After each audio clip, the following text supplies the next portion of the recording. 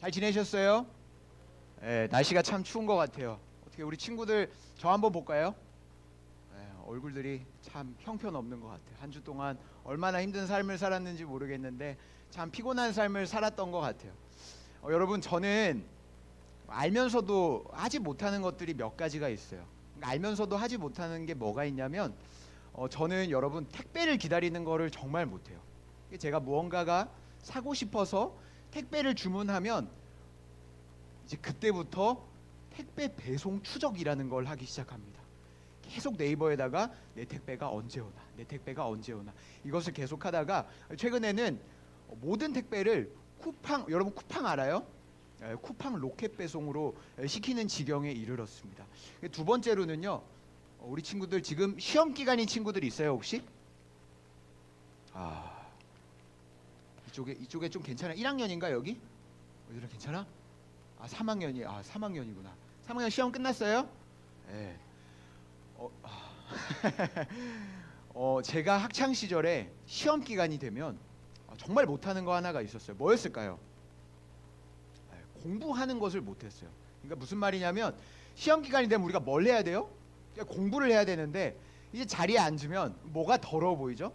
책상이 더러워 보이고 의자에 앉으면 갑자기 막 목이 뻐근하거나 자꾸 이렇게 기지개를 펴고 싶어서, 그리고 또 시험 기간만 되면 계속 화장실이 가고 싶어요. 그래서 화장실 이렇게 나가면서 엄마 아빠가 텔레비전을 보고 있으면 그 틈에 가서 같이 이렇게 텔레비전을 보다가 엄마 아빠가 뭐라고 하지 않으면 옆에 이렇게 슬그머니 앉아서 같이 텔레비전을 보고 그러기도 했어요. 그리고 제가 알면서도 하지 못하는 것 중에 가장 큰 거는요, 이제 자려고 침대에 누웠을 때 일어나는 일이에요. 여러분, 자려고 침대에 누웠으면 뭘 해야 돼요? 잠을 자야 뭐라고? 알람을 맞춰야 돼요. 자려고 누우면 핸드폰을 봐야 돼요? 아니면 눈을 감고 자야 돼요? 눈을 감고 자야 되는데 핸드폰을 한 5분 정도만 하고 자면 참 바로 잘 수 있을 것 같다라는 생각을 하면서 자는데 정작 정신을 차려보면 몇 시일까요? 새벽 몇 시? 새벽 3시. 저도 보통 한 새벽 1시, 2시까지 핸드폰을 가지고 계속 보다가 이거 내일 큰일 났다 하고 막 급하게 자는 경우가 종종 있었어요. 그런데 여러분, 우리가 알면서도 하지 못하는 것 중에 가장 어려운 것이 있다면 그게 바로 뭘까요? 알면서도 하지 못하는 것 중에 가장 어려운 것이 있다면 그것은 나의 잘못을 돌이키는 일이에요. 나의 잘못을 돌이키는 일. 우리 친구들이 지금 표정이 안 좋은 이유를 제가 잠깐 한번 고민을 해봤는데, 여러분 지금 무슨 시즌이죠? 시험 기간이야? 2002년 카타르 월드컵 기간이죠. 잘 보고 있어요? 3학년 친구들도 잘 보고 있어? 괜찮아? 거기 사람은 있어요? 카타르 월드컵을 잘 보고 있어요. 카타르 월드컵이 우리가 진짜 기적적으로 16강에 올라가는, 정말 박수 한번 할까요? 와, 16강에 진짜 기적적으로 올라가는 그런 또 역사를 썼어요. 근데 제가 금요일 날 설교 원고를 이렇게 막 마무리를 하면서 설교 원고에다 이 부분을 어떻게 썼냐면 2022년 카타르 월드컵이 정말 뜨겁게 진행되고 있습니다. 그런데 너무 아쉽게도 대한민국이 16강에 진출하지 못했습니다 하고 저장을 하고 자고 일어났는데 무슨 일이 일어났죠? 대역변이 일어났어. 그래서 빨리 막 하나님의 기적으로 2022년 카타르 월드컵 16강에 올라갔다 막 이렇게 적어놨어요. 여러분, 저의 믿음의 수준은 딱 이 정도인 것 같아요. 우리 친구들의 믿음은 어느 정도예요? 16강에서 누굴 만나죠? 브라질을 만나. 브라질 정도는 가뿐하게 이겨줘야 누구를 만나요? 일본을 만나. 일본 만나면 이겨야 돼요, 져야 돼요? 그럼 어디까지 올라가죠? 4강까지는 그냥 올라간다. 이게 여러분의 믿음이잖아. 근데 저의 믿음은 아직도 작아서 화요일 새벽 2시에 새벽 4시에 일어나는 것이 과연 나에게 큰 가치가 당연히 있는 일입니다. 그렇지만 브라질전에서 반드시 승리해야 우리가 올라갈 수 있죠. 지금 카타르 월드컵에 응원 열기가 참 뜨거워요. 그런데 지금으로부터 20년 전, 여러분 혹시 2002 한일 월드컵을 기억하세요? 그러니까 너네가 태어나기 전인데 어떻게 기억해? 지금으로부터 20년 전의 그 열기는 지금보다 가히 100배 이상 뜨거웠다고 해도 과언이 아니에요. 이것은 옆에 계신 선생님들을 보면 알아. 선생님들이 고개를 끄덕이실 거예요. 선생님들이 없어요? 끄덕여 주세요. 가히 진짜 100배 이상 뜨거웠다고 해도 과언이 아닐 거예요. 그때는 코로나도 없었고요.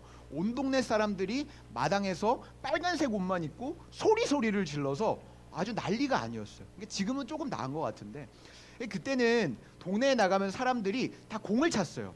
축구가 되게 유행이어서 공을 찼어요. 저도 친구들과 교회에 둘러 모여서 함께 공을 찼어요. 여러분, 교회 이렇게 여기 예배당을 한번 둘러보면 여기가 어때요? 좀 뭐라고? 어때요? 여기 예배당이 좀 어때요? 넓어요. 의자를 다 치우면 여기서는 무엇이든지 할 수 있습니다. 저희 아버지가 목사님이셔서 평일날 제가 친구들을 저희 교회로 초대해서 월드컵을 개최하게 돼요. 그곳에서 이제 친구들과 열심히 축구를 하다가 제가 또 어릴 때는 공을 좀 찼어요. 공을 뻥 하고 찼는데 그 공이 유리창에 땅 하고 맞더니 갑자기 와장창 소리가 나면서 유리창이 떨어져 내리는 모습을 우리가 다 같이 보면서 어떻게 했을까요? 뭐라고? 도망쳤다. 정답입니다. 아이들이 하나같이 갑자기 나 학원에 뭐가 있다, 막 무슨 일이 있다면서 각자 제 갈 길로 흩어지고 그곳에 누구만 남았을까요? 목사의 아들인 저만 남았어요. 제가 어떻게 했을까요? 그 교회는 이제 저희 아버지가 목회를 하고 계신 교회고, 그 공은 또 심지어 제가 깼고, 그 목사의 아들이 거기서 할 수 있는 선택이 뭐였을까요? 기도. 하나님, 이 유리창을 붙여주시옵소서. 믿음이 아주 좋아. 어떻게 했을까요, 제가? 일단 공을 챙겼어요. 그리고 어떻게 했을까요? 제가 그 자리를 책임지고 도망갑니다. 제가 공을 들고 이제 그 공 하나만 들고 집을 떠났어요. 이게 저는 이런 것처럼 참 어렸을 때 말 안 듣는 아들이었던 것 같아요. 근데 오늘 우리가 함께 읽은 말씀에서도 참 말 안 듣는 아들 한 사람이 등장해요. 이 아들이 얼마나 말을 안 듣는 아들이었냐면, 제가 생각하기로는 저보다는 조금 더 말을 안 듣는 아들이었던 것 같아요. 이 아들이 얼마나 말을 안 듣는 아들이었냐면, 아버지에게 가요. 아버지가 살아계신데 아버지에게 가서 이렇게 이야기합니다. 우리 성경책 한번 다 꺼내볼까요? 성경책 한번 다 꺼내볼까요? 그 아들이 아버지에게 도대체 무슨 말을 했는지, 누가복음 15장 12절의 말씀입니다. 한번 찾아볼까요? 성경책 없는 친구들은 화면을 한번 준비해 보았습니다. 한번 읽어볼까요? 시작. 그 둘째가 아버지에게 말하되, 아버지여, 재산 중에서 내게 돌아올 분깃을 내게 주소서 하는지라. 이게 무슨 말이에요? 이게 무슨 말인지 알아? 내용이 좀 어렵잖아. 내게 줄 분깃은 뭐지? 자, 쉽게 이야기하면 살아계신 아버지에게 가서 이렇게 이야기하는 거야. 아버지 돌아가시면 나에게 줄 돈이 좀 있죠. 그 돈을 미리 조금 받았으면 좋겠습니다 라고 이야기를 해요. 근데 잘 생각해야 돼. 지금 이 시대는 2022년이 아니라 굉장히 오래전의 이야기였어요. 뭐 약 2000년 전이라고 잡아도 2000년 전에 이것은 요런 아버지가 살아계신데 아버지 미리 돈을 좀 주세요 라고 말하는 건 괜찮은 일이었을까요? 아니면 도가 넘어도 제대로 넘은 짓이었을까요? 그렇죠. 아주 그냥 못 배워 먹은 짓이죠. 아버지한테 가서 아버지 죽으시면 줄 돈 나에게 미리 주세요 라고 말하는 아들이 어디 있어. 근데 흥미롭게도요, 마지막 읽어볼까요? 아버지가 그 살림을 각각 나누어 주었다. 무슨 말이에요? 그 아버지가 그 말도 안 되는 아들에게 자기 재산을 나누어서 미리 줬대요. 이게 어렸을 때 참 많이 들었던 설교였는데, 이 이야기를 듣고 제가 어땠을까요, 마음이? 와, 진짜 부럽다. 진짜 부럽다.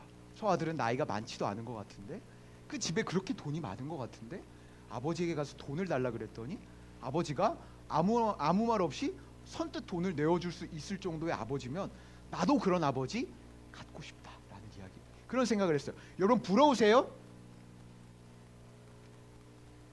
나만 이상한 사람이야? 안 부러워? 아버지가 갑자기 예진아, 내가 죽고 나서 주려고 그랬는데 나한테 지금 한 100억 정도가 있으니까 너에게 50억을 줄게. 부럽지 않아? 부럽지. 우리 아빠는 그렇게 돈이 많지는 않아요? 그렇게 많지는 않아. 오케이, 그럼 10억이라고 쳐도 5억을 미리 줄게. 괜찮지 않아? 5억이면 뭐 할 수 있어요?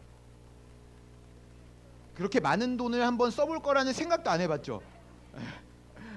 저는 되게 부러웠어요. 이게 비로소 둘째 아들의 시대가 시작돼요. 그 아들이 그 많은 돈을 가지고 어떻게 했냐면 그 돈을 바리바리 싸들고 어디로 갈까? 어디로 가면 좋을까? 내가 이제 돈이 많아. 어디 갈까? 신도시? 진짜 현실적이다. 그 아들은 돈을 어디?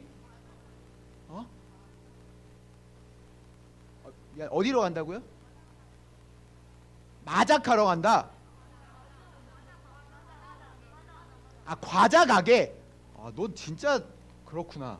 아버지가 과자 정도는 사주시지 않으셨을까? 그 아들이 어딜 가냐면 돈을 바리바리 싸들고 먼 곳 외국 땅에 갔다라고 이야기해요.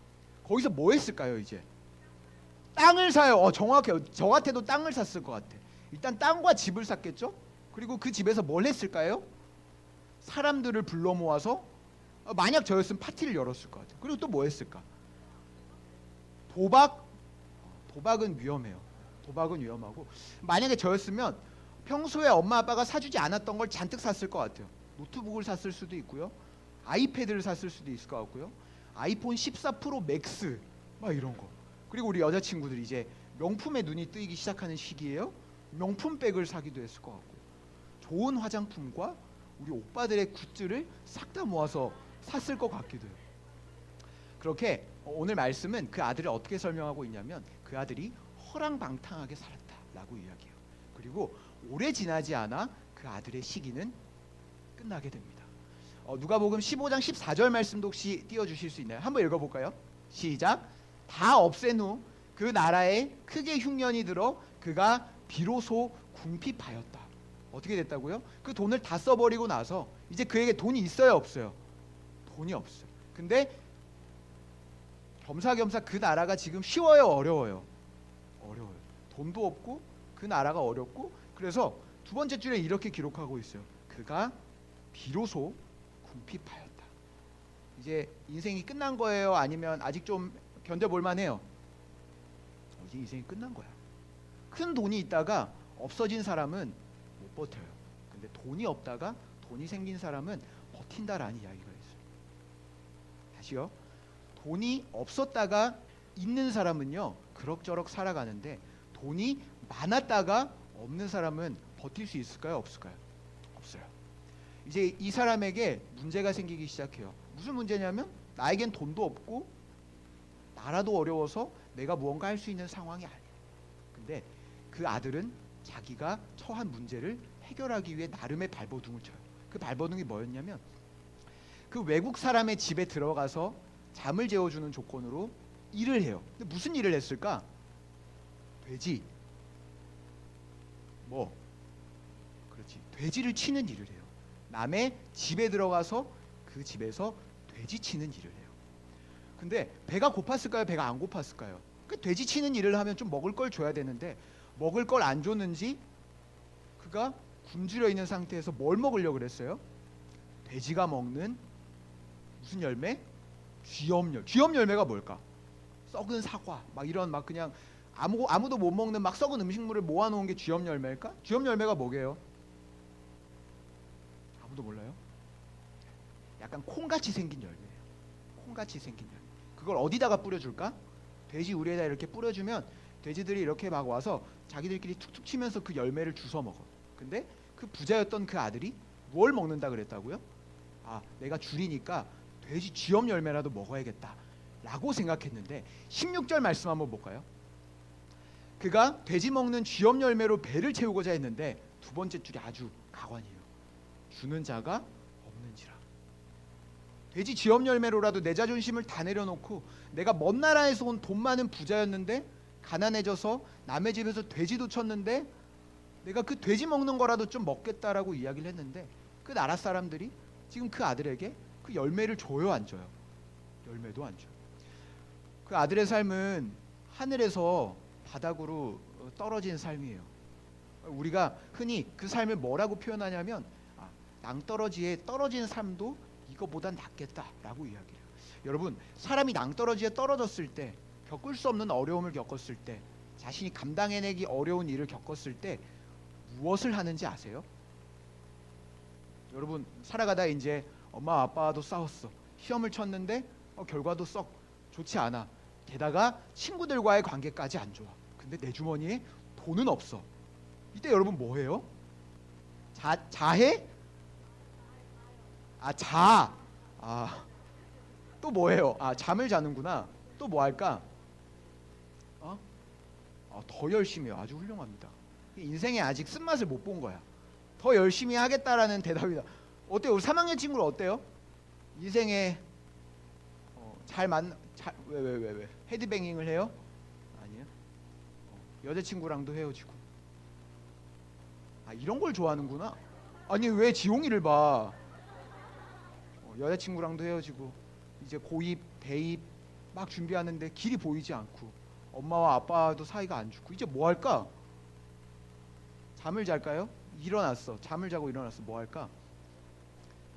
사람은 그때 비로소 고민이라는 걸 해요. 고민.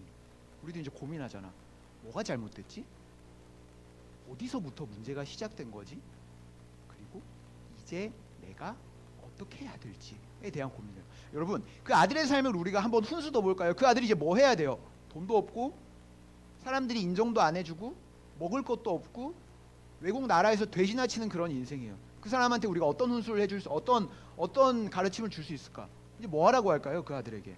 그 아들이 어려워하고 있어. 우리가 그 아들에게 가서 할 수 있는 말이 뭘까요? 일자리를 옮겨라. 돼지 치는 거는 전망이 좋지 않으니 IT 기업에 입사를 해서 개발자가 네. 처음부터 다시 어디부터 갈까? 아버지에게 다시 가서 재산을 반만 더 나눠주시면 내가 더 큰 사업을 일으켜서 그런 뜻은 아니. 어디로 처음으로 갈까요? 아버지에게 다시 돌아가서 다시 행복하게 살려고. 그것도 낯짝 두꺼운 사람만 할 수 있는 것 같지 않아? 아버지가 죽으면 물려줄 돈 나에게 미리 주세요라고 말하고 떠났는데 사과하고. 아주 좋은 답변이야. 우리가 정답을 사실 다 알고 있어요. 그 아들 어디로 가야 돼요 지금? 아버지한테 가야지. 그리고 어떻게 해야 돼요? 친구가 말한 것처럼 무릎 꿇고 싹싹 빌어야죠. 아버지 살려주세요. 내가 아버지가 준 돈 다 말아먹었지만 나에게 한 번만 더 기회를 주시면 내가 그 돈 들고 다시 먼 나라 가서 이건 아니잖아. 내가 잘못했으니까 나를 아들이라고 부르기도 민망하니까 나를 그냥 노예처럼 이 집에서 사용하시고 밥만 주세요 라는 마음을 가지고 가요. 여러분 그러면 왜 아버지한테로 가야 돼요? 유일하게 도와줬던 사람이니까. 네. 오늘 제가 여러분에게 드리고 싶은 질문은 그렇다면 왜 아들이 아버지에게로 돌아가야 하냐 하는 질문. 여러분 왜 아버지에게로 돌아가야 될까요? 그 아들이. 여호수아 자는 거 아니죠? 다 일어났네요. 왜 돌아가야 될까? 아버지에게로. 좋아요. 정답이야 그게.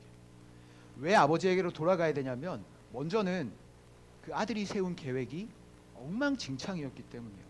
그 아들의 계획이 뭐였을까요? 그 아들도 나름의 계획이 있었겠지. 아버지에게 그 큰 돈을 받아갈 때 아버지가 그냥 줬을까요? 아니야. 제가 생각했을 때는 그 아들에게도 뭔가 계획이 있었고 그 계획을 아버지에게 어떻게든 말하려고 노력했을 것 같아요. 어떤 계획이었을까? 아버지 나한테 이 많은 돈 주시면 내가 이 돈 들고 먼 곳 가서 사업을 일으켜서 다시 아버지에게 돌려줄게요. 이런 계획이었을 수도 있고요.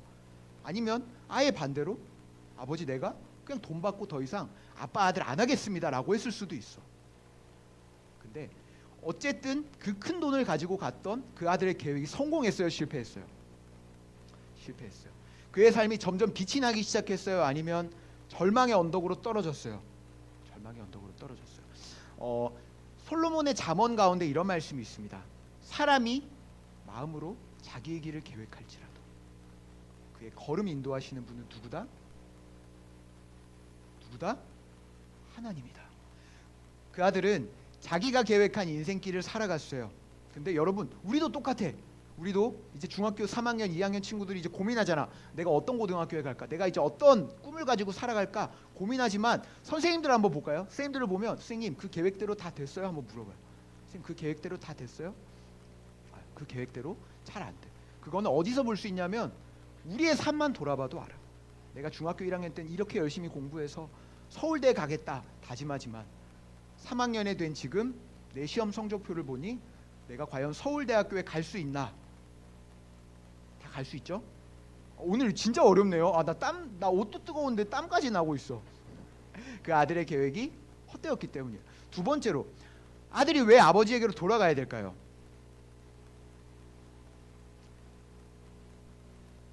아버지의 곁이 그 아들이 있어야 할 장소이기 때문이에요. 아버지의 옆이 그 아들이 있어야 될 장소이기 때문이에요. 여러분, 큰 돈 주고 떠난 둘째 아들은요, 반짝하는 인생이었을지도 모르겠어요. 먼 곳 외국에서 큰 돈을 들고 달려온 사람에게 주변에 수많은 사람들이 붙었을지도 모르겠어요. 그리고 막 우쭈쭈 해주면서 막 드높여줬을지도 모르겠어. 근데 그가 비로소 궁핍하여졌을 때, 그가 비로소 돈이 없었을 때 그의 인생은 아무도 남지 않고 그에게 돼지 지엄 열매조차 쥐어주는 사람이 없었어요. 외국인의 집에 살면서 돼지나 치는 그런 인생이었는데요. 그리고 돼지가 먹는 밥도 먹지 못하는 그런 인생이었는데요. 여러분, 우리의 삶도 한번 돌아볼까요? 우리의 삶? 우리의 삶은 어때요, 여러분? 우리의 삶이 아버지의 곁에 있을 때 참 뭐든지 할 수 있을 것 같아요. 아버지 옆에 있으면 하나님 아버지가 주시는 돈, 아버지가 다 준비해 놓은 환경과 장소와 그런 것들을 가지고 우리가 무엇이든지 할 수 있을 것 같다라는 느낌을 받을 때가 있어요. 근데 문제가 어디서부터 시작하냐면 딱 그 지점부터 시작해. 내가 아버지를 떠나서 잘 살아갈 수 있겠다라는 마음이 나의 마음에 들어왔을 때 나의 문제가 시작돼요. 그 아들에게도요, 똑같은 마음이 있었을 거예요. 내가 많은 돈을 가지고 먼 곳으로 떠나면 나의 삶도 뭐가 달라지겠지. 그냥 아버지의 아들로서 살아가는 것이 아니라 이제 나의 인생을 살 수 있겠지 라는 고민을 했을지도 모르겠어요. 그런데 내가 받은 능력, 내가 받은 은혜, 너무나도 당연하게 내가 가지고 있었던 그 모든 것이, 그것을 가지고 내가 교만해지기 시작하는 그 지점이 우리가 비로소 무너지는 지점임을 기억하셨으면 좋겠어요. 내가 다 할 수 있는 것 같았지만 결국 아버지를 떠나 살아보니 정말 별 볼 일 없는 인생이었던 우리의 삶을 다시 한번 돌아보았으면 좋겠어요. 여러분, 우리가 있어야 할 곳은 하나님의 옆입니다. 여러분, 우리가 있어야 할 곳은 하나님의 품 아니에요. 하나님께서 우리에게 은혜 주셔서 또 능력 주셔서 우리가 남들보다 뭔가 더 대단해 보이는 삶을 살고 있다 할지라도 그것이 교만해져서 하나님은 온데간데 없이 살아가는 마치 둘째 아들과 같은 삶이 우리의 삶의 모습일지 모르겠습니다. 여러분, 우리가 하나님께로 돌아가야 하는 세 번째 이유는요, 하나님이 우리를 기다리고 있기 때문입니다. 하나님이 우리를 기다리고 있기 때문입니다. 여러분, 아들이 아버지에게로 나와요. 아들이 나와서 아버지에게 돈을 달라고 이야기해요. 세상도 단 한 번도 경험해보지 못한 아들에게 아버지가 우리 아들 이제 철들어서 내 돈 들고 나가 사업해서 나에게 호강시켜 주려고 라는 마음으로 돈을 떼어줬을까요? 아니요. 어쩌면 아버지는 아들이 하루빨리 세상의 쓴맛을 보고 다시 아버지의 품으로 돌아오기를 기다렸을지도 모르겠어요. 큰 재산 들고 멋지게 돈을 이만큼이나 챙겨 들고 먼 외국으로 떠난 아들이 돌아왔을 때의 모습은요, 누구보다 초라한 모습이었어요. 이만큼이나 들고 갔던 재산은 하나도 없고 멋진 옷을 입고 나갔을 텐데 멋진 옷이 돼지를 치면서 묻은 돼지의 오물들과 그 돼지들에게 배인 냄새와 아버지가 아들에게 신발을 신겨줬다라는 기록으로 봐서 어쩌면 맨발로 축 처진 어깨로 아버지께 터벅터벅 오고 있었을지 모르겠습니다. 그런데 이곳이 참 은혜예요. 말씀을 한 구절 읽어볼까요? 20절 말씀입니다. 15장 20절 말씀. 아들이 정신을 차리고 이에 일어나서 아버지께로 터벅터벅 돌아갑니다. 터벅터벅 돌아가요. 그런데 그 거짓골 아들을 보면서 아버지는 계속해서 뭘 하고 있었어요? 아들을 기다리고 있었어. 그 아들이 다시 이 품으로 돌아오기를. 큰 돈을 들고 나갔을지 모르겠어요. 아니면 우리의 기대와는 다르게 그렇게 크지 않은 돈이었을지도 모르겠어. 어쩌면 아버지의 마음에 우리 아들이 나에게 와서 내가 죽으면 나눠주려고 했던 유산을 미리 빼앗아서 나간다라고 이야기했을 때 아버지의 마음이 찢어졌을지도 모르겠어요. 너무 큰 상처가 되었을지 모르겠어요. 근데 아들이 떠나고 아버지가 어디에 있었을까요? 아버지는 아들이 떠난 그곳을 아침 저녁으로 바라보면서 우리 아들 이리로 나갔으니 이리로 돌아오겠다라는 마음으로 계속 그곳에 서서 아들을 기다려요. 그래서 말씀에 이렇게 기록되어 있죠. 아직도 거리가 먼데, 아직도 거리가 먼데. 누가 아들을 알아봐요? 아버지가 아들을 바라보고 어떻게 여깁니까? 측은히 여겨 달려가서 그 아들을 안아주고 좋은 옷을 입히고 아들이라 상징되는 반지를 끼워주고요, 신발을 신겨주고 그를 데리고 잔치를 합니다. 여러분, 그 아버지에게는 그 재산 떨어진 거 어쩌면 집안에 아주 큰 타격이었을지 모르겠어요. 그런데 죽은 아들이 살아온 것, 그것이면 그 아버지에겐 좋겠습니다. 그 아버지의 마음에 받은 상처와 아픔과 눈물과 내 재산, 그리고 우리 집안의 분위기, 내 체면, 다 생각해도 해결할 수 없는 것 같은 그 마음. 그런데 죽은 아들이 돌아왔을 때 앞에 이야기했던 건 정말 아무것도 아닙니다. 그래서 그 아들을 데리고 온 동네 사람들을 불러 모아 잔치를 열면서 그 아들을 기뻐 맞이합니다. 여러분, 제가 교회의 유리창을 깨부시고 나서 늦은 저녁에 축구공을 들고 집으로 돌아왔어요. 엄마 아빠가 계셨는데 그 저한테 아무 말도 하지 않으시더라고요. 그 어떤 눈치도 주지 않으셨어요. 그래서 내심 기뻤어요. 엄마 아빠가 나를 믿으셔서 나를 범인으로 생각하지 않는구나. 내심 기뻤어. 근데 하루가 지났을 때는 아무렇지도 않았는데 또 하루가 지나고 교회의 유리창이 깨져 있는 것을 보면 볼수록 저의 마음 한쪽 구석에는 죄책감이라는 것이 계속 심어졌습니다. 저 유리창 내가 깼는데, 내가 엄마한테 이제 내가 유리창을 깼다고 이야기를 해야 되는데, 근데 선뜻 이야기할 수가 없었어요. 왜 그랬을까? 두려웠기 때문이에요. 뭐가 두려웠을까? 엄마 아빠가 내가 당신을 속인 것을 실망할까봐 두려웠어요. 그리고 또 뭐가 두려웠냐면 나는 참 좋은 아들이고 싶었는데 유리창이나 깨고 도망이나 치는 그런 비겁한 아들의 이미지를 주고 싶지 않았던 거예요. 그래서 두 마음이 계속 싸움이 돼요. 솔직하게 이야기할까? 죽을 때까지 무덤까지 가져갈까? 계속 붙었어요.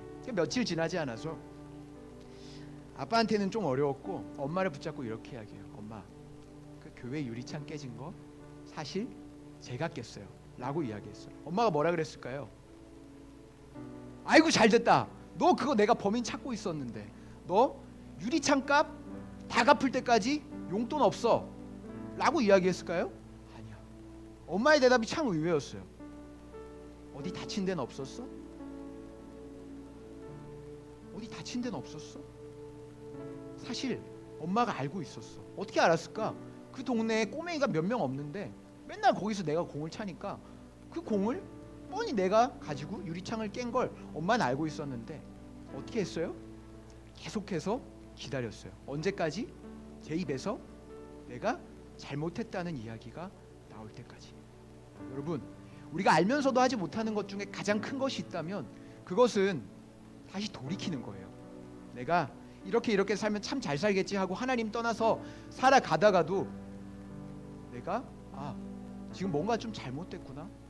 내가 지금 있어야 할 곳이 이곳이 아니라 하나님의 곁인데 라고 깨닫고 돌이키는 것이 어쩌면 우리가 하는 것 중에 가장 어려운 일일지 모르겠어요.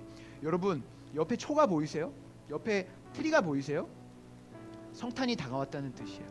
우리가 초를 켜면서 한 주의 초를 하나씩 켜면서 우리에게 오신 예수님을, 이스라엘 백성들이 그토록 기다렸던 우리를 구원해 줄 메시아를 기다리는 마음으로 한 주의 초를 하나씩 펴고 있어요.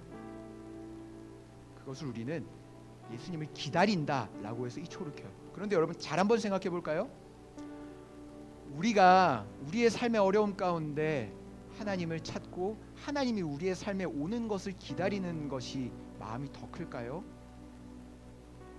아니면 이 세상에서 정말 둘째 아들처럼 하나님의 은혜는 잔뜩 받았는데 넘어지고 비참하게 살아가는 우리가 하나님께로 돌아오기를 하나님이 기다리는 마음이 더 클까요?